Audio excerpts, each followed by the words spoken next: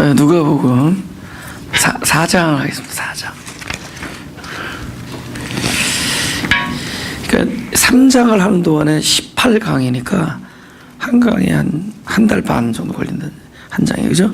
근데 그건 앞에는 원래 길어서 그래요. 누가복음이 뒤에는 좀 짧아집니다. 그래서 앞에는 길어서 4장 1절부터 제가 읽겠습니다. 예수께서 성령의 충만함을 입어 요단강에서 돌아오사 광야에서 40일 동안 성령에게 이끌리시며 마귀에게 시험을 받으시더라. 그래서 그러니까 이끌리는 삶을 살게 됩니다. 그러니까 전에는 내 생을, 내 발걸음을 내가 결정하면서 내가 끌고 다녔는데 언제선가 보이지 않는 힘에, 보이지 않는 손길에 내 인생을 이렇게 맡겨드리는 인생을 살게 돼요. 근데 거기서 더 안정감을 보게 됩니다. 더 안전해요. 안정감을 느껴요. 예. 근데 젊어서는 그걸 그러니까 모른다. 그죠? 젊어서는 그걸 모른다. 그죠? 젊어서는, 그래서 베드로한테 그러잖아요. 네가 젊어서는 스스로 네가 원하는 곳으로, 스스로 원하는 곳으로, 그죠? 네가 스스로 원하는 곳. 근데 늙어서는 남이잖아. 그러니까 스스로와 남이 거기서 큰 차이가 납니다. 예. 근데 우리가 남이 그러면 물론 옆에 사람이겠죠. 뭐 옆에 뭐 새로 만난 사람, 예의치 않게 믿었다가 완전히 뭐 사기당한 사람, 뭐 그죠? 갑자기 뭐 아닌 밤중에, 아니 뭐죠? 믿는 도끼에 발등 찍힌 사람, 뭐 이런 사람들 만나잖아요. 그래서 야, 내 인생 남 때문에 막 이렇게 막 어려워지는 그런데, 근데 그 더 크게 보게 된다는 거죠. 그 남이라는 것이 그냥 그 사람이 아니라는 거예요. 그러니까 뭐에 대조되는 거죠? 스스로와 대조되는 거예요. 전에 모든 게 스스로 결정하는데 이제는 내가 스스로 결정하지 아니한 인생 속에서 나를 발견해요. 그죠? 아니한 인생. 그래서 그렇게 내가 참 운이 없어가지고 왜 그 사람 만나서 돈 뜯겼다 그러지 마시고, 돈 안 뜯겨서 불행한 것보다 뜯겨서 행복해지는 게 낫죠. 아멘. 아니 행복해서 그죠? 아니 전에 누가 돈 막 어디서 100불을 잃어버렸다는 거예요. 복도에서. 그래서 막 너무 괴로워요. 그래서 나는 갑자기 언제부터 어떤 생각이 들냐면, 내가 100불 잃어버렸다면 내가 잃은 슬픔보다 주운 기쁨, 그 사람 주운 기쁨. 그러니까 내가 그분한테 그랬어요. 잃어버렸지만은 누군가 주웠을 거 아니냐. 그 주운 사람이 그 기쁨을 한번 연상해 보라고. 아직까지 그 단계까지. 네. 그러니까 그 남이라는 것이 이제 그 나를 떠난 남이에요. 그러니까 뭐와 대조되는 거냐? 내가 스스로 결정했던 일. 이제는 환경이 결정하고, 내가 새로 만났던 사람이 결정하고, 가족이 결정하고, 그죠? 내 파트너, 내 룸메이트, 공동체, 우리 교회 같은 성도들, 뭐 이런 사람들이 나를 결정하는 것 같은데, 나를 떠나고 나면은 이 모든, 나를 떠난 모든 일은 누구의 일이냐 하면은 하나님의 일이라는 것을 깨닫게 됩니다. 그럼 하나님의 일이 아닌 것은 누가만이 하죠? 하나님이 안 일이 아닌 것을 주도하는 자가 바로 다름 아닌 나라는 걸 깨닫게 돼요. 그러니까 다른 사람의 일은 하나님의 일이에요. 그러니까 오직 내가 스스로 하는 일만 하나님의 일이 아니야. 그걸 깨닫게 되는 거예요. 그래서 내가 나를 이끌었던 삶이 있고, 언제부턴간 이끌림을, 그죠? 받는 삶. 그죠? 베드로한테 네가 늙어서는 남이 네가 원치 아니하는 곳으로, 그러니까 원치 아니하는 곳으로 무조건 반대로 한다는 게 아니라 더 이상 너의 스스로 결정을 더 떠난 하나님의 결정 안에서 네 인생이 인도함을 받게 될 것이다. 그 얘기를 하는 겁니다. 그곳에 진정한 평강과 안녕이, 그 다음에 안전함이 있다는 것을 알기를 원합니다. 할렐루야. 그래서 이끌리는 삶. 그죠? 그럼 우리는 뭐죠? 받아들이는 삶. 받아들이는 삶. 그래서 그것이 가장 받아들이기 시작해요. 우리가 성숙해지면 받아들이고. 그러니까 저만 하더라도 저는 이제 지금 개척을 하고 나서 15년 됐는데 제가 저만 해도 다른 걸 느껴요. 언제 우리가 갈등을 많이 하면 안 받아들이면 갈등해요. 근데 그 원하든 원하지 않든 받아들이면 갈등 안 하게 돼요. 받아들이면 안 돼요. 근데 받아들여서 지금 손해보는 것 같고 뭐 아닌 것 같고 그래도 그렇지 않다는 거예요. 그 안에 평화가 있고 안녕이 있고 평강과 기쁨이 다 그 안에 있습니다. 그러니까 우리가 그러니까 내가 무슨 원했느냐 원하지 않느냐를 그 관점으로 보지 말고 어떤 일이 일어났다. 어떤 일이 내 주변에 일어났다. 뭐 남이 어떻게 했다. 뭐 이런 것을 그냥 받아들이는 그게 성숙입니다. 그래서 받아들이다가 최종적으로 가장 가장 성숙한 받아들임이 뭘까요? 죽음이잖아요. 여러분 죽음을 안 받아들일 수 있어요? 받아들이다가 가장 성숙한 받아들임은 죽음입니다. 그래서 누구나 다 받아들이고 결국은 순종하는 삶을 살게 됩니다. 할렐루야. 그래서 시험을 받는 거예요. 그죠? 시험을 받는 것은 귀한 일입니다. 시험을 받는 거. 왜냐하면 마귀가 아무나 시험하지 않죠. 그죠? 아무나 하나님의 자녀를 시험하잖아요. 그래서 내가 시험을 받는 것 자체에서 내가 누구냐를 깨달을 수 있어요. 아주 뭐 쓸데없는 마귀짓 하는데 뭐 시험하겠어요? 시험 안 하죠. 격려하죠. 그죠? 적어도 내가 마귀짓을 안 하고 있구나. 그렇잖아요. 그죠? 이들은 나로 시험을 받기 위해서 어떻게든지 마귀짓하게 하려고 하는데 내가 하나님의 자녀구나. 뭐 이렇게 받는 거. 근데 이제 거기에서 넘어지는 것이 문제다. 그래서 성경을 보죠. 과연 넘어뜨리느냐. 고린도전서 10장 13절 다 같이 읽죠. 시작. 사람이 감당할 시험 밖에는 너에게 당한 것이 없나니 오직 하나님은 미쁘사 너희가 감당치 못할 시험 당함을 허락지 아니하시고 시험 당할 즈음에 또한 피할 길을 내사 너희로 능히 감당하게 하시느니라. 그거야 뭐 아시겠죠? 피할 길 그리스도죠. 그죠? 그리스도를 낸다는 거죠. 그러니까 우리가 도저히 그죠? 지금 뭐 내가 감당하기 어려운 시험이 있다는 거예요. 근데 여기서 뭐냐면 감당치 못할 시험을 허락지 아니한다. 그러니까 웬만한 시험은 감당할 수 있다 그렇게 해석하면 안 돼요. 감당치 못할 시험을 허락지 아니한다 그러면 나에게 드린 내가 당한 시험은 다 감당할 수 있다 이렇게 가면 안 되는 거예요. 그러니까 그 문자의 항상 위험성이 도사리고 있습니다. 그죠? 이게 무슨 얘기? 하나님 어떤 방법을 하느냐? 실제로 감당치 못하게 만들어요. 그래서 감당치 안 되니까 피할 길이 나타나는 거예요. 무슨지 알죠? 나로서는 감당치 안 되니까 피할 길을 그리스도를 내셔서 감당하게 하는 거예요. 그래서 감당치 못할 시험이 없다. 그러니까 이건 내가 감당해보자 그러면 너무 웨이스트가 돼요. 내가 감당할 수 없기 때문에 제가 그랬잖아요. 짐이 무거워. 짐이 너무 무겁다고 이거 좀 덜어주십시오. 그러면 막 그 기도로 조심해서 해요. 하나님 무겁습니다. 그러면 됐다 하면서 더 얹어준대도요. 하나님이 사랑하는 자녀는 무겁습니다. 그러면 조금 더 무거운 걸 더 얹어줘요. 도저히 저 사람이 힘들어. A라는 사람 너무 힘들다. 그러면 그래 힘드냐? B까지 얹혀주마. 그래서 그 A를 스스로 감당할 수 없게 만들어요. 너무 무거워. 이 짐이 무거워. 견디다 못해 쓰러지게 만든데도 견디다 못해 쓰러질 때 불쌍히 여길 리가 나타나는 거예요. 그러니까 무슨 얘기인 줄 알죠?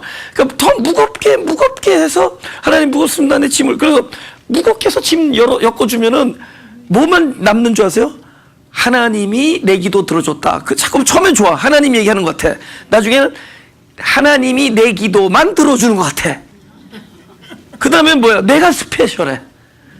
나는 하나님이 들어주는 사람. 이렇게 돼요. 그래서 하나님이 안 들어줘. 무겁습니다 그러면 그래 좀 더 무거운 거 한번, 그죠? 하이 100파운드 왜 50파운드 엄청 무겁다. 힘들다 쓰러질 것 같습니다. 그래 아직 안 쓰러졌냐? 아직 안 쓰러졌냐? 완전히 쓰러질 때까지요. 그러니까 이제는 혼자 지지 말라는 거예요. 그죠?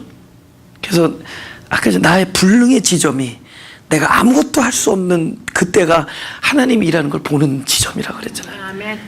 내가 아무것도 할 수 없는 그때가 하나님이 일하는 걸 보게 되는 때예요. 그죠? 그래서 감당치 못하니까 피할 길인 그리스도가 보여지는 거고 발견되어지는 것이다. 그래서 그렇게 함으로 감당하게 하는 거예요. 할렐루야. 네. 그거 그러잖아요. 시험이 왔어? 기도로 물리쳐. 기도로 물리치면 다 물리치면 얼마나 좋겠어요. 근데 시험이 와서 기도할 때는 되게 조심해야 돼. 왜냐면 하나님 이 시험이 어렵습니다. 제발 이 시험을 물리쳐 주십시오. 그러면 절대로 안 물리쳐 주시고 안 물리쳐줘요. 안 물리쳐줘요. 어디까지 가죠? 하나님 이 시험을 감당할 리는 오직 그리스도 한 분인 것을 알게 됐습니다. 그럼 그 사람은 기도를 통해서 뭐를 깨닫죠? 도저히 할 수 없다. 그죠? 그죠? 애써도 안 돼요. 기도해도 안 돼요. 뭐만 돼요? 오직 그리스도만 되는. 그럼 기도를 통해서 뭘 알아요?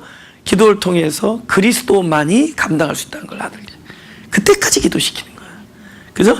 내 기도를 통해서 내 선에서 해결하게 하는 게 아니라 기도를 통해서 나는 안 되고 그리스도만이 피할 길이다라는 걸 알게 해요. 그래서 감당치 못할 시험을 허락지 아니에요. 왜? 항상 그리스도를 예비해 두고 있기 때문이다. 그리스도를. 그래서 시험을 당할 때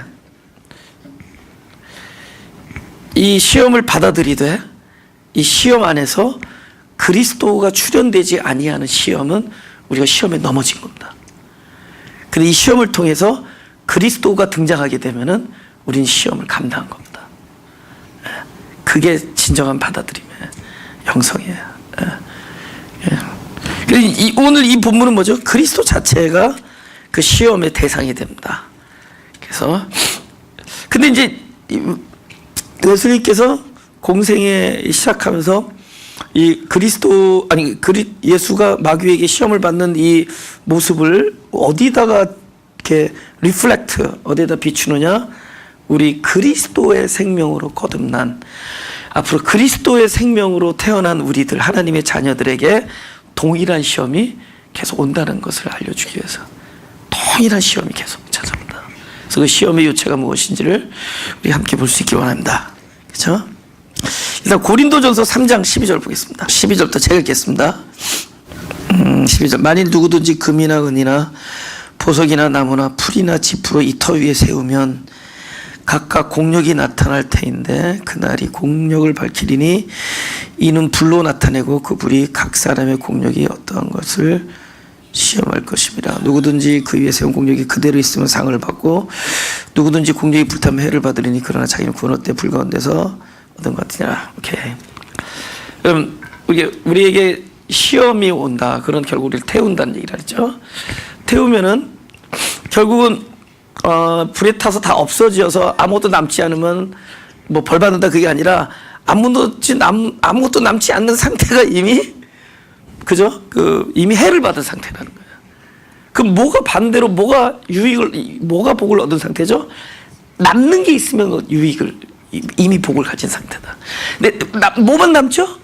그리스도만 남아요. 예수 그리스도만 남아요. 이 공력을 버텨낼 분은 그리스도밖에 없어요. 우리에게 시험이 있는데 그 시험은 우리에게 그저 그리스도를 남게 만든다. 그래서 근데 좋아요.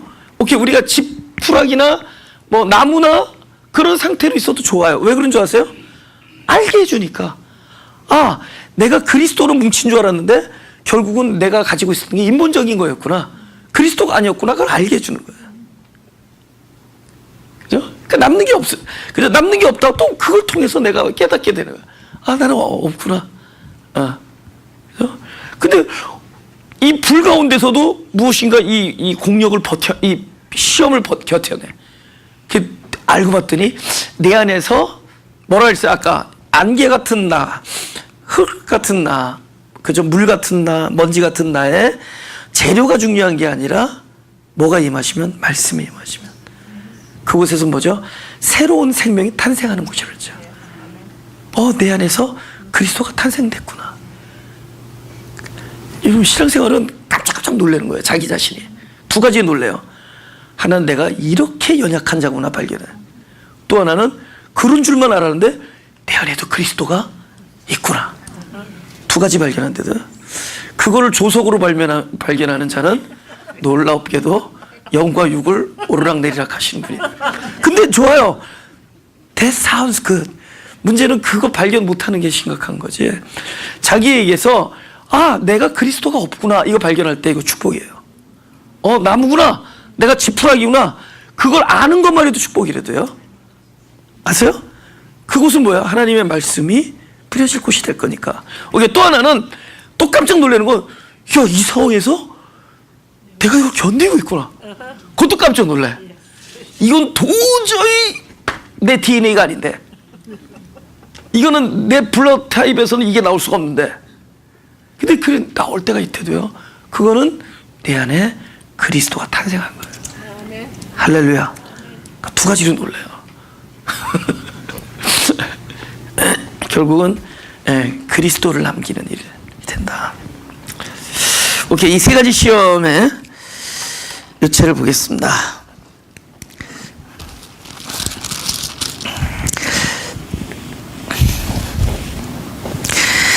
2절 보면은 마귀에게 시험을 받으시더라. 근데 마귀에게 시험을 받으시기 전에 4장 1절에 뭐라고 써있죠? 성령에게 이끌려요. 우리 생각엔 성령에 이끌려 마귀가 틈타지 못하더라? 우리 그 생각만 하잖아요. 그죠?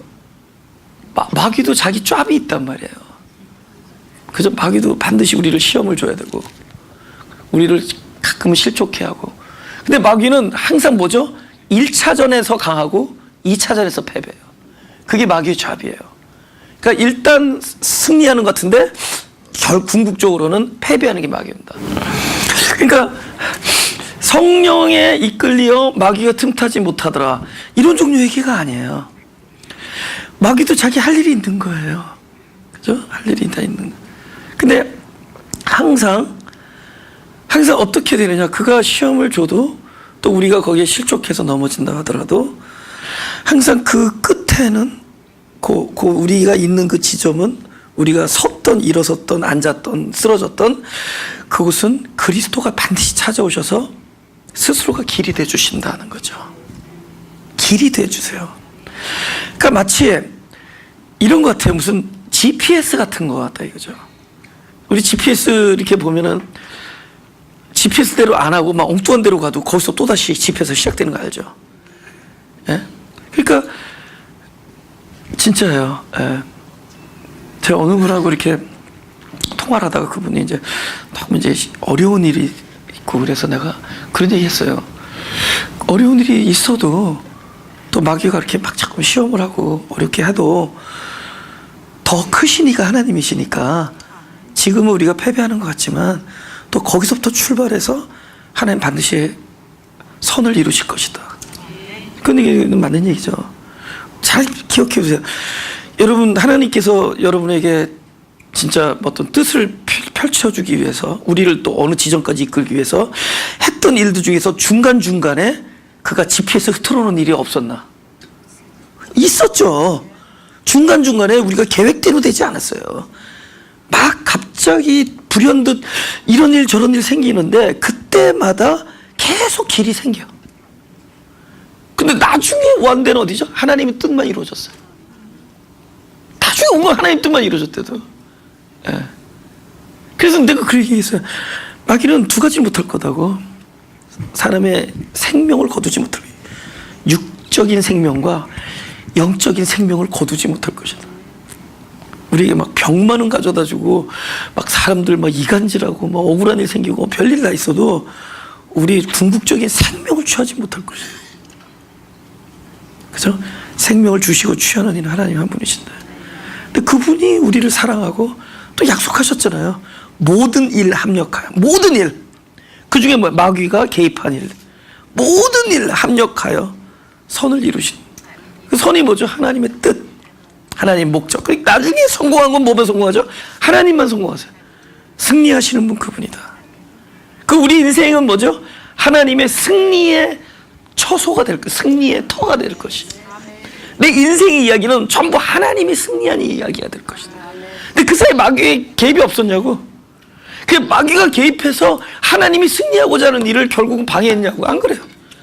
그것을 절대로 뭐 숲으로 돌아가게 하는 일이 하나도 없다. 그죠?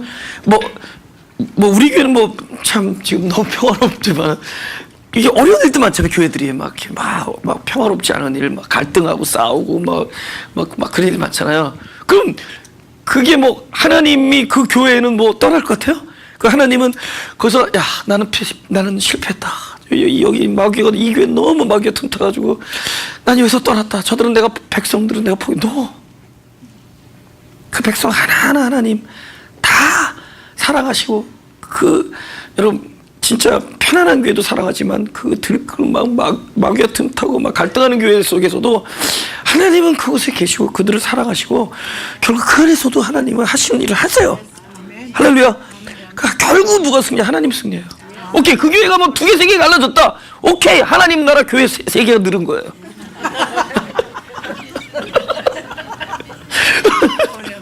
소리 안 보네.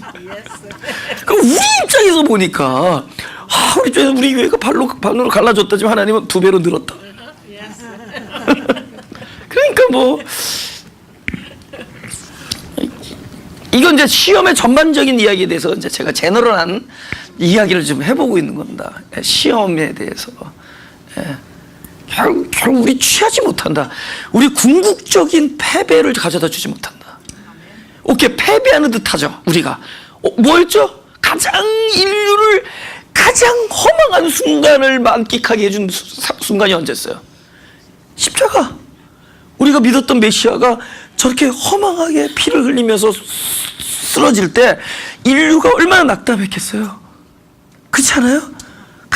그러니까 우리는 패배한 줄 알았고 마귀는 승리한 줄 알았잖아요. 근데 그곳이 뭐예요? 마귀의 무덤이 될 줄이야. 그것이 영원한 그리스도의 승리. 그것이 그리스도를 정복한 줄 알았는데 그리스도가 세상을 정복하는 곳이 십자가. 우리가 살다가 내가 가장 패배하는 것 같은 그 사건과 그 지점이 사실은 그곳이 그리스도가 승리하는 곳이고 하나님의 당신의 뜻을 이루는 곳이 될 것이다. 할렐루야. 그게 이렇게 2절, 이 모든 날에 2절입니다. 이 모든 날에 아무것도 잡수시지 아니하시니 날수가 다함에 줄이신지라. 마귀가 가로되 네가 만일 하나님의 아들이여든 이 돌들에게 명하여 떡덩이가 되게 하라.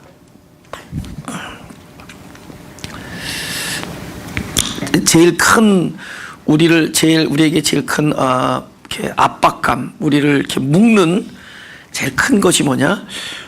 내가 하나님의 아들이란 자녀라는 그 언약의 말씀과 또 계속 갈 때마다 예배를 통해서 성경 묵상을 통해서 내가 하나님의 자녀라는 음성을 듣는단 말이에요, 우리가. 근데 보아하니 내가 나를 보면은 영 아니거든. 그죠? 하나님의 자녀가 아니거든. 근데 하나님의 자녀란 말씀을 듣는단 말이에요. 그러니까 자기가 자기 자신을 바라보고 느끼는 자기 자신의 정체성과 하나님께서 말씀을 통해서 우리에게 부여하시는 정체성이 매치가 안 되니까 우리가 거기서 굉장히 괴리감을 느끼고 굉장히 힘들어하고, 그래서 그러면 그 힘들어하는 그 문제의 그 해결을 우리가 어떻게 찾느냐? 내가 그 말씀, 하나님께서 너는 하나님의 아들이다라고 말한 말씀에 걸맞는 사람이 되려고 내가 애쓴단 말이에요. 그게 되냐고. 그게 되냐고. 여러분, 하나님의 자녀 같은 자가 우리가 되려고 해서 되냐고요. 또 또 하나님의 자녀라고 생각하는 그 하나님의 자녀가 무엇이라는 생각조차가 과연 하나님이 말하는 것과 매치가 되는 것도 의심해 봐야 되죠. 우리가 생각하는 하나님의 자녀는 뭐가 있을 거예요. 뭐가 잘못된 거. 그죠? 잠깐만요. 내가 아까 피아노 치다. 우리 잘못된 게 있을 거예요. 그죠? 우리는 그 자녀 그 프레임 속에 자기 자신을 가두고 어떻게든지 이 안에서 하나님의 자녀 이상이, 그러니까 자녀가 아닌 모습을 탈피하고 하나님의 자녀 같은 그런 자아가 되려고 애를 쓰고 늘 자기 자신을 바라보면서 하나님의 말씀과 매치하면서 나는 왜 하나님의 자녀 같지 않은가 이러면서 늘 우리는 괴로워한다는 거죠. 이 문제가 우리의 큰 고민이다. 그러니 여러분 하나님의 자녀지 나는 하나 더 있어요. 담임 목회자로서의 모습을 갖춰야 될 거 아니에요. 그게 모든 게 우리한테 큰 짐이 될 수가 있는 거죠. 똑같은 시험이 오는 거예요. 하나님의 아들이야든. 그러니까 우리가 하나님의 아들이야든 하면서 그 문제 해결을 누구의 음성을 듣느냐? 결국은 그 미혹의 음성을 듣게 되는 거죠. 그죠? 근데 사실 미혹하는 게 누구예요? 누구였는지 아세요? 자신이에요. 그럼 마귀가 얘기했는데 오케이. 제일 큰 마귀가 뭐예요? 내가 하나님의 뜻을, 하나님을 진정 알지 못하고 있을 때 내가 생각하는 하나님, 내가 만들어 놓은 하나님, 그게 제일 큰 마귀예요. 내가 그리고 있는 하나님, 내 하나님은 이렇게 말할 것이다. 여러분 누가 하나님의 아들이어든 진짜 뭔가 사역을 하고 무슨 일을 해야겠다라고 생각할 때 그 음성을 자기 속에서 누가 한다고 생각해요? 성령이 한다고 생각하죠. 누가 마귀하고 한다고 생각해요. 야, 예수 믿는데 뭐가 예수 믿는다면 뭔가 해야지. 봉사를 한다든가 선교를 한다든가 전도를 한다든가. 예수 믿는 사람은 그래도 일주일에 몇 번은 기도하고 몇 번은 뭐 한 달에 한 번은 금식한다든가 뭐 이런 종류의 이야기가 나올 때 그것이 누가 마귀가 한다고 생각하겠어요? 하나님이 한다고 생각하지. 내 안에서 성령의 음성이라고 생각하지. 우린 이래서 더 속는 거야. 그죠? 아니 딱 마귀가 시커먼 옷 입고 와서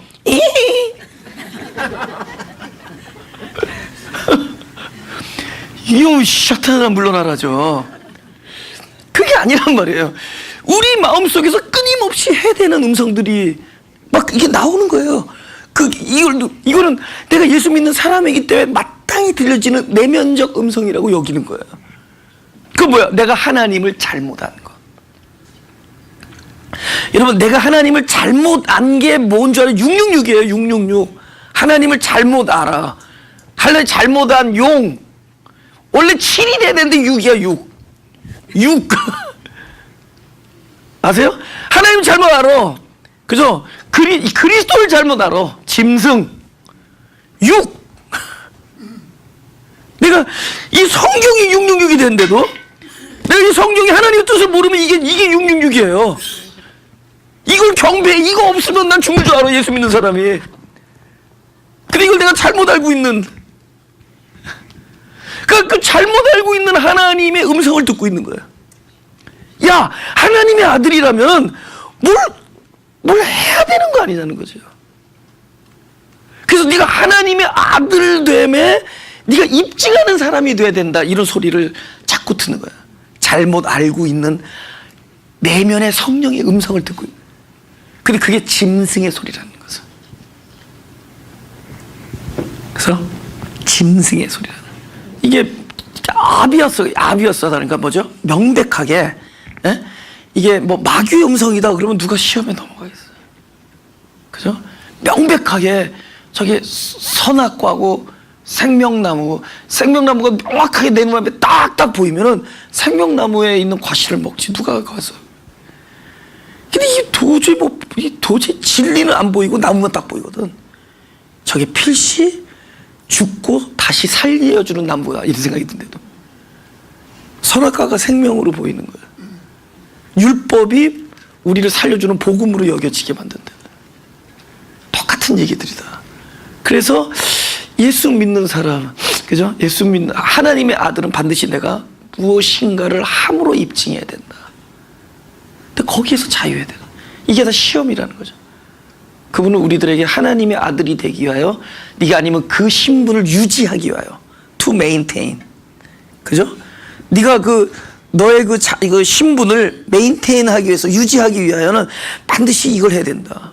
우리가 그 아들의 신분을 유지하기 위해서 무엇을 해야 된다라는 그 자기 내면의 음성을 듣는. 근데 결론은 뭐예요? 예수님 뭐라고 대답하죠? 하나님의 아들은 무엇을 하는 자가 아니다. 무엇을 함으로써 하나님의 아들이 아니라 무엇을 먹음으로써. 무엇을 먹음으로써 한다? 하나님의 입에서 나오는 말씀을 먹는 자다. 할렐루야. 그것이 양식이 되는 자들. 그게 하나님의 아들이다. 우리 로마서 9장 16절 한번 보죠. 다 같이 시작. 그런즉 원하는 자로 말미암도 아니요 다른 박질하는 자로 말미암도 아니요 오직 긍휼히 여기시는 하나님으로 말미암으니라. 하나님이 자기 자신을, 나를 특별하게 사랑하는 것을 참 느끼시는 분, 아멘. 그죠? 하나님 나를 사랑한다. 근데 가끔 불안하지 않아요? 이 사랑을 싹 거두어서 하나님이 나를 찰 수도 있다. 하나님께 채일 수도 있다. 그분이 변심할 수도 있다. 근데 이때도요, 그런 마음을 갖고 있대도 우리가. 근데 왜 그러죠? 지극히 우리가 나름대로 양심적이기 때문에.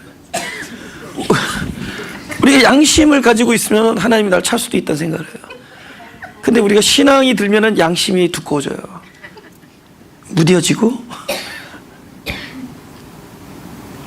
약간 이제 농담의 이야기가 좀 들리지만, 그런 것보다는, 그런 표현보다는 신앙이 있으면은 내가 어떤 걸 이렇게 판단하는 그 판단 기준이 내 양심이나 나의 어떤 지성이나 여태까지 살아온 그런 관념이 아니라 철저히 하나님의 입에서 나오는 말씀과 언약으로 전환돼요. 그러니까 말씀과 언약 속으로 자꾸 들여다보면은 마치 남들이 볼 때는 아유 양심 없는 사람 같고 양심 무딘 사람 같고 굉장히 그 뻔뻔한 사람 같지만, 사실은 더 강한 기초에서 하나님과 교제하는 거예요. 그것은 뭐냐? No matter how I am, 내가 어떠냐가 아니라 하나님의 어떠하심이 너무 광대하기 때문에 우리가 짓는 그 죄가 진짜 주홍빛처럼 붉을지라도 십자가에서 흘리신 그 예수의 사랑, 그 죄 사하심이 너무 놀랍고도 놀라워 우리의 어떠한 것도 용서하실 수 있는 사랑이라는 것을 우리 어느 날 깨닫게 되면은 우리의 평강의 기초를 나의 어떻게 살아가는 모습이나 여기에 두지 아니하고 하나님의 굳건하신, 변하지 아니하시는 사랑을 반석으로 우리가 쓰게 된다는 거예요. 그때부터 평강해지는 것이다. 그죠? 그러니까 저 개인적으로 로마서 9장 16절 같은 경우가 굉장히 저에게 믿음의 반석이 되는 거예요. 그분이 나를 택했을 때는 하나님이 나를 불쌍히 여겼다. 내가 원해서 된 것도 아니고 내가 막 노력해서 된 것도 아니고 내가 남들보다 뚜렷하고 특별해서 된 게 아니라 그분이 나를 불쌍히 여겼다. 그리고 여겨신 분이 지금도 나를 불쌍히 여기고 늘 불쌍히 여기신다. 그분이 나를 불쌍히 여긴다. 이거가 나에게 안정감을 주는 거예요. 그러니까 우리가 신앙이란 자꾸 교회 와가지고 이렇게 듣는 소리가 자꾸 우리가 양심에 호소하는 거야. 야, 너 이래서 되겠냐? 야, 1년은 봐줬지만 올해는 아니다. 이러면 올해는 겁나는 거죠.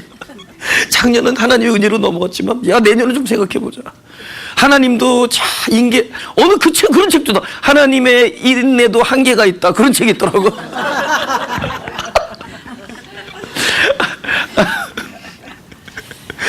그래서 겁나요. 겁난데도 그런 책 제목만 봐도. 근데 그러냐고. 근데 우리가 그분의 말씀에 입각하게 해서 살게 되면은 내가 판단하는 기준, 나의 느낌, 나의 감, 나의 여태까지 관념, 개념, 뭐 이렇게 들려오던 얘기 이런 데에서 결정되는 게 아니라 그 말씀이 반석이 돼요. 그래서 나를 불쌍히 여기시는 분, 이게 굳건해져요. 그래서 그곳에서 내가 평강과 희락을 거기에서 취하게 되고 내 안정감을 그곳에서 얻게 돼요. 그러면 그곳에서 안정감을 얻게 되는 사람이 하나님 나를 어떻게 해서든지 불쌍히 여기는데 막 살자, 그렇게 되지 않는다는 거죠. 그렇게 막 살지 않아요.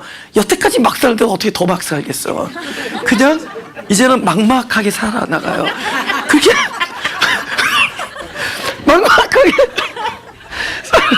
살다가 보니까 진짜 불쌍하거든. 진짜. 그래서 늘 하나님의 자비하심과 그분의 긍휼하심을 기초로 자꾸만 나아가게 되고 기도를 하게 되고 믿고 그분과 팔짱을 끼고 그분과 함께 있기를 소원하며 나를 찾아오기를 원하며 그분의 음성 듣기를 기뻐 이러면서 그분과 가까이면서 어느덧 그분처럼 살게 돼요. 그러니까 우리가 그리스도와 가까이 살아, 가까이 해, 그죠? 가까이. 내가 뭐 이렇게 부끄럽고 내가 참 가까이 할 만한 그런 자격이 되지 못하더라도, 그죠? 그런 사람이 안 되더라도, 자격이 없더라도 가까이 하고 어떻게든지 그분의 음성을 들으려고 하고 그분이 나의 가까이함을 내가 즐기고 갈망하고 그분의 숨소리를 듣기를 원하며 그분의 말씀 이러면서 가까이 하다 보면 나도 모르는 사이에 비슷하게 하더라. 막 살지 않아요. 이 로마서 9장 16절 같은 언약이 기초가 돼야 돼. 우리가 하나님의 아들이 된 것이 그분이 나를 불쌍히 여서 된 거지. 그분이 나를 선택해서 된 거지. 내가 무엇인가를 함으로써 했었기 때문에, 어떤 사람이었기 때문에 된 게 아니라 하나님이 그런 분이셨기 때문에 된 거야. 그분이 그런 분이셨기 때문에 된 거야. 그래서 우리는 그렇게 시작됐기 때문에 그걸 유지하는데 내가 애쓸 일이 아닙니다. 근데 종교는 이제 신분이 돼서 신분을 유지하라고, 마치 언젠가 이것이 익스파이어 되는 날이 있는 것처럼 이야기해. 너희가 잘못하면 벌점 받아서 이것도 리보크 된다라는 식의 강박관념이 우리가 자꾸 들어가네. 언젠가 이것이 파기될 수도 있고 뺏길 수도 있다는 생각을 하니까 우리는 오히려 더 그분과 가까이면서 누렸던 풍성한 사랑을 베푸는 이게 에너지 대신에 내 신분 유지를 위해서 얼마나 우리가 겉으로 속으로 애를 쓰고 있는지 몰라. 그분이 원하는 건 그게 아니에요. 여러분 자녀들이 아무리 땡깡 부려도 말로는 호적은 팠지만 한 번도 판 적 없죠. 말로야 파지.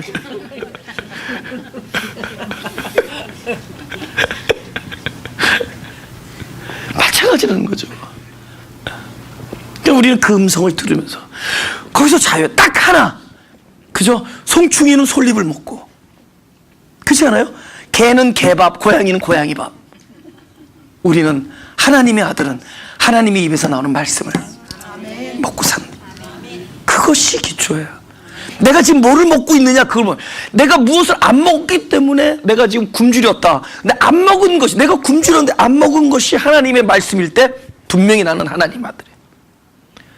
여러분 실제로 우리가 하나님의 말씀을 듣지 못하면 굶주리게 되어 있어요.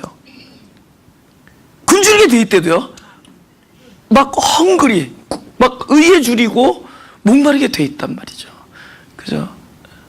우리가 진짜 목마르고 굶주리게 되어 있는 것들이 있습니다. 요 시험에서 나와요. 우리가 사실은 뭐에 굶주린 줄 아세요?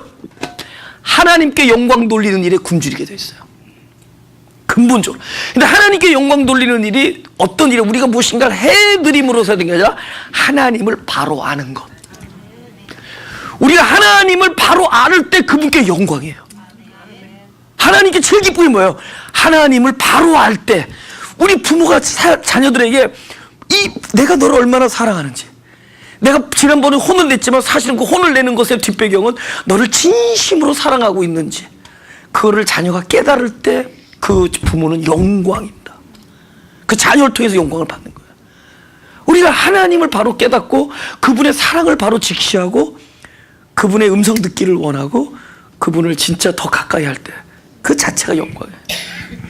우리에는 그런 진짜 내면적이고 실질적인 어떤 그런 본능이 있는 거예요. 그때 그 사람들이 하나님의 아들이에요. 그 사람이 하나님의 아들이에요. 무엇을 해야 된다라는 것이 아니다라는 것이죠. 그죠? 그러니까 무엇을 해드려야 되므로 내가 그 하나님의 아들인 것을 계속 확인하는 신앙을 종의 신앙이라죠. 근데 그 종의 앞에는 어떤 그 서식 있죠? 수식 있죠? 두려워하는. 그러니까 우리가 언제까지 두려워하는 종으로서, 그러니까 로마서에 그러잖아. 더 이상 두려워하는 종이 아니에요. 아바 아버지라 부르니라. 알려주시는 거 그분이. 근데 두렵게 하는 게 사람들을 이렇게 컨트롤하기 쉽죠. 공포심을 봐, 그죠? 여러분 두렵게. 그래서 요즘은 fear control이잖아. fear control. 두렵게 사람들을 그래서 막 종말론 이런 게 막 뜨는 거야. 막 무슨 그죠? 포테로 칩 같은 거 있잖아. 베리 칩 이런 거. 막 사람들 두려워. 사람들 막 두렵게만. 근데 그거는 하나님의 뜻이 아니죠. 하나님은요, 평강. 하나님의 나라는 무엇을 먹느냐, 무엇을 마시느냐, 무엇을 마시지 않느냐, 무엇을 먹지 않느냐, 무엇을 하느냐, 해야 되지 말아야 되느냐, 이런 게 아니라 하나님의 나라는 성령 안에서, 진짜 진리 안에서 평강과 희락과 자유와 그게 있느냐. 의와 희락과 평강. 오케이. 3절에 잠깐. 마귀가 가로되 네가 하나님의 아들이거든 이 돌들에게 뭐라고요? 명하여. 그죠? 돌들에게 명하여 떡덩이. 그러면 이거 잘 들으세요. 돌들에게 말씀해서잖아요. 그죠? 그러면은 요거는 아주 좀 이렇게 좀 디테일하게 들어간 거예요. 우리 여기에서도 우리가 좀 이렇게 구분을 할 수 있어야 돼요. 말씀해서 된 거냐고요. 말씀이 이루신 거죠. 보세요. 우리가 말씀해서 된 건가 아니면 말씀이 친히 이루신 건가. 넘버 원, 넘버 투. 말씀이. 근데 이거를 그러니까 말씀이 주체냐 도구이냐 이게 갈려요. 말씀이 도구가 된 것 신앙이 결국 미혹에 넘어진 신앙입니다. 그 사람들이죠. 늘 말씀이 도구가 돼요. 그래서 말씀으로 본인들이 원하는 삶을 추구해. 말씀으로. 또 본인이 세웠던 계획을 이루 말씀으로. 그러니까 말씀이 주체가 돼야 돼요. 할렐루야. 그렇죠? 만약에 돌이 떡이 되게 한다면 누구만 할 수 있어? 말씀만이 할 수 있죠. 말씀으로 하는 게 아니라. 이 차이점 아시겠어요? 차이점 아시겠어요? 말씀으로 사는. 그래서 말씀으로 사는 사람이 있고 말씀이 사는 사람이 있죠. 그러니까 내가 말씀으로 살면 아직 주체가 누구예요? 나죠. 내가 말씀으로 사니까. 근데 나는 내가 사는 것이 아니고 이제는 말씀이 내 안에서 사는 것이다. 그게 갈라디아서 2장 20절 아닙니까? 내가 십자가와 함께 못 박혀는 이제 내가 사는 것이 아니라 내 안에 그리스도 예수께서 사시는 것이다. 그러니까 말씀이 사시는 것이죠. 그러니까 우리에게 들려지는 말씀이 내가 그 말씀을 도구로 할 것이냐 말씀이 주체로 할 것이냐. 그건 뭐예요? 자기 주체 포기가 있어야 되죠. 그래서 내가 주체가 포기되는 곳에서 말씀이 주체가 될 거 아니에요. 그런데 감사하게도 우리 인간이라는 것이 자기를 포기 못해. 절대로 어떤 상황에서도 주체자로서 포기가 안 돼요. 그럼 어떤 일이 먼저 일어나야 돼요? 주체가 포기가 안 되니까 주체가 포기 돼야 되겠죠. 안 되니까 되어야죠. 그래서 하나님께서 하는 하늘나라의 이 메커니즘이 어떻게 되느냐? 도저히 자기 자아를 버리려고 하지 아는 자에게 어떤 일이 딱 들어가면은 자아가 버려져. 어떻게 들어져?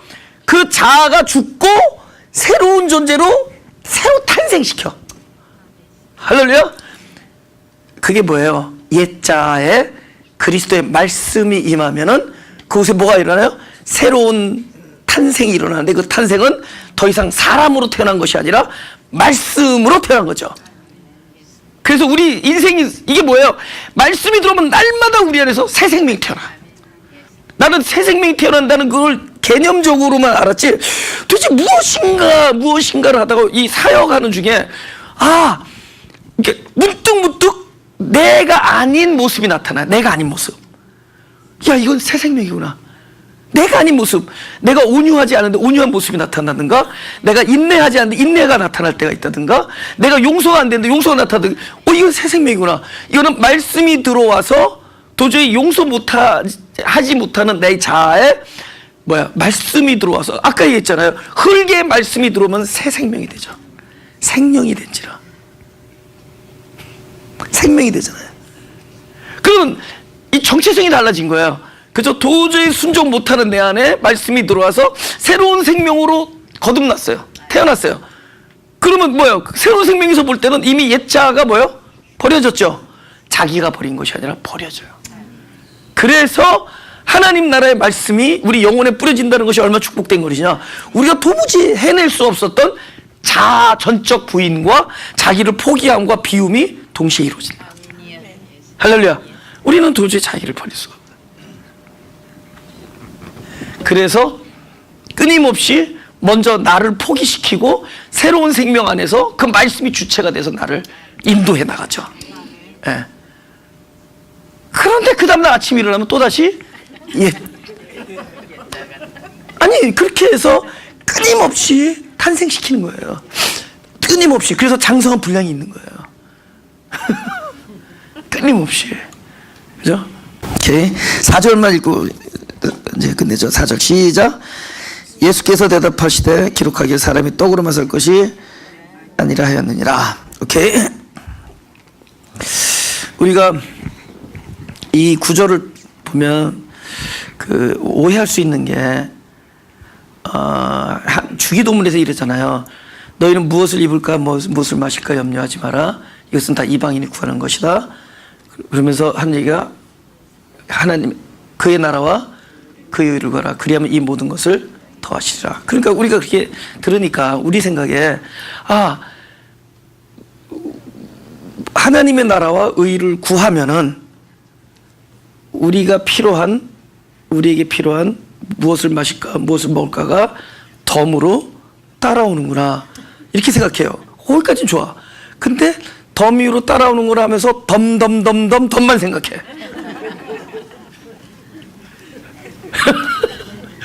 그의 나라는 형식적으로 붙여주고, 형식적으로 그의 나라와 의는 구하고 우리의 목적은 덤이 돼버려요. 그래서 총체적으로 하나님께서 이 모든 것을 더하시리라 할 때 이 모든 것이 아까 무엇을 먹느냐 무엇을 마시느냐라는 거죠. 그죠? 이건 또 다른 강의가 돼버렸는데 지금 이 얘기를 지금 하려는 겁니다. 이 떡의 문제가 나왔을 때 사람들이 이렇게 생각해요. 한 손엔 떡을 한 손에는 복음을. 그럴듯하죠. 그래서 우리의 육의 필요와 우리 영적인 존재의 필요성 이 두 가지를 같이 들고 나가지. 그러니까 마치 떡도 필요하지만 하나님의 말씀도 필요하지만 떡도 필요하다. 그래서 떡도 주시고 하나님의 말씀도 주시는 그 하나님. 그럴듯해요? 근데 내가 한 손에 떡을 한 손에 복음을 들고 나가면 사람은 어느 손만 볼까? 떡만 봐요. 나도 그렇고. 그죠? 내가 한 손에 복음을 한 손에 떡을 한 손에 복음을 만지잖아요. 그러면은 오른손에 떡 떨어질까봐 걱정해. 근데 사람이 진짜 요것만 필요한 걸 몰라. 요것만 필요해서, 그러니까 요것이야말로 절대적으로 나에게 필요하다는 걸 몰라요. 근데 요것이 필요하고 요것에 내가 집중할 때 이것이 그 안에 포함되어 있다는 걸 몰라요. 왜냐면 이런 거는 상식에다 줬다. 상식. 무엇을 먹을까 무엇을 마실까. 예를 들면은 어떤 사람이 한 달에 1,000불은 벌어야겠다는 거죠. 그죠? 한 달에 한 1,000불 정도가 필요해요. 근데 이 사람이 그 1,000불 필요해서 기도하는 거야. 새벽마다 한 2시간씩 와서. 근데 그 기도 제목이 뭐냐 했더니 2시간씩 기도하는 새벽 기도 제목이 한 달에 1,000불짜리 짭을 달래는 건데 2년째 기도하고 있는 거야. 예를 들면은 한 달에 1,000불짜리 짭을 아니 짭을 기도한 것도 아니에요. 1,000불이 필요하다는 기도를 하는 거예요. 1,000불 필요하면 어떻게 하면 되죠? 일하면 되죠. 일 안 되면 병을 죽던가, 아니 그죠? 아니면 타던가, 꾸고 갚지 않던가 많잖아요. 이거 다 상시간에 들어요. 이거 다 상시간에 들어있는 문제잖아요. 근데 하나님이 그걸 놓고 기도하라고 얘기했겠냐고. 무엇을 마시고, 그러니까 하나님이 이거 먼저 기도하고 이것도 기도하라 해야 돼. 우리가 무엇이 필요한지를 모른다. 우리가 진짜 나에게 무엇이 필요한지를 몰라요. 내가 진짜 나에게 필요한 것, 내가 진짜 구해야 되는 것, 그걸 모르기 때문에 이것도 기도하고 저것도 기도하고. 그래서 나에게 정작 필요한 것이 무엇이고, 나에게 정작 복이 무엇이고, 나에게 정작 응답이 무엇인지를 모르는 사람에게 하나님께서 다가와서 뭘 약속하죠? 복을 약속해. 잘 들어보세요. 복을 약속해. 내가 너에게 복을 주겠다. 그래서 사람이 하나님께서 나에게 복을 주시는구나. 그러면 이 사람은 복이라는 것에 대한 개념, 여태까지 복은 이거고 복이 아닌 건 이거고, 그죠? 그리고 내가 무엇이 필요했는데 하나님께서 필요한 걸 주시는구나 해서, 내가 여태까지 이 사막에서 오아시스 물이 마르는데 우물을 주시는구나, 내가 양식이 필요했는데 양식을 주시는구나, 재산이 필요한데 재산을 주시는구나, 내가 자녀가 없는데 자녀를 주시는, 여태까지 그런 걸로 생각하고 있었어. 그 사람에게 찾아서 복을 주겠다 그래. 그러니까 이 사람은 잔뜩, 야 이걸 주겠구나 잔뜩 기대. 그래서 너 복을 줄 테니까 일단은 짐을 싸고 졸로 이사가라. 그래서 복을 받으려고 이사를 딱 갔어. 이사를 가니 이번에 그 복을 보러 가자 그랬는데 딱 갔더니 뭐가 있어요? 누구 얘기하는지 알죠? 기근이 있는 거야. 그러면 그 기근, 아니 복을 주시겠다고 하는 분에게 왜 기근을 줬다는 거예요? 우리에게 하나님께서 무엇이 진짜 필요한지를 우리가 모르고 갈팡질팡하는 사이에 우리에게 오셔서 난 너에게 복을 준다고 날마다 언약으로 말씀하십니다. 난 너를 사랑하는 하나님이다. 늘 내가 너와 함께 있을 것이며 내가 어디를 가도 너를 떠나지 아니할 것이며 나는 너에게 복을 줄 것이다.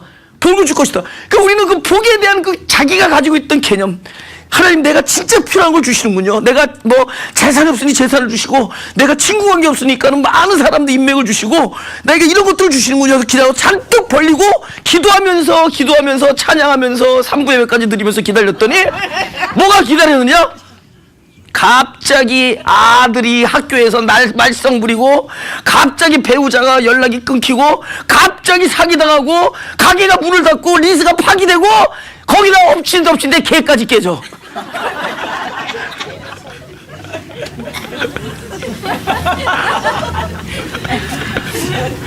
기근. 그럼 이 기근을 통해서 무엇을 알려주는 것이냐? 무엇을 알려주냐? 여태까지 내가 그린 그림과 하나님이 나에게 말씀으로 보여준 그림이 동일하지 않다는 것을 조촐하게, 이게 아니구나.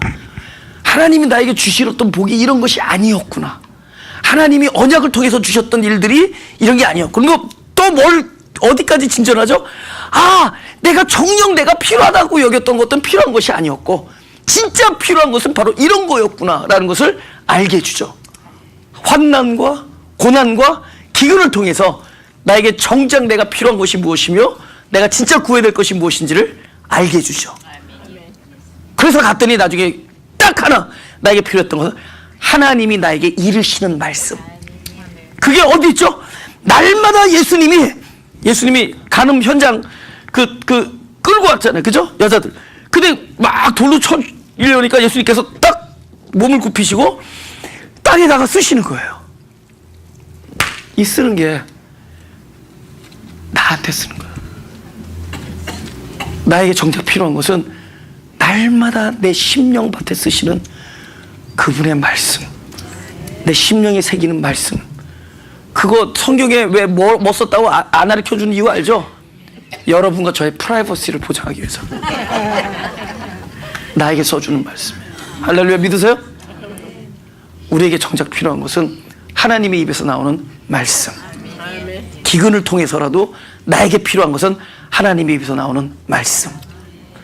바로 그 말씀이 필요하다는, 그 입에서 나오는 말씀. 그래서 나의 심령의 땅에다 쓰시는 그분께서 쓰신 그 말씀을 새기며 그 여호와께서 아브라함에 이르시되 할 때 그 이르시되가 나의 인생에서 날마다 벌어지고 있다는 것을 깨달아가면서, 그러면서 살아가는 것이 귀중하다는 것을 깨닫게 될 것을. 할렐루야. 기도합시다.